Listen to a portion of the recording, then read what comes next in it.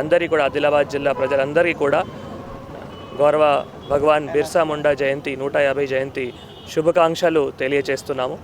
మీ అందరికీ తెలుసు ఈరోజు జనజాతి గౌరవ దివస్, అది కూడా భారతదేశము మన కేంద్ర ప్రభుత్వం మరియు రాష్ట్ర ప్రభుత్వం ఈరోజు ఈ దినంగా ప్రకటించడం జరిగింది.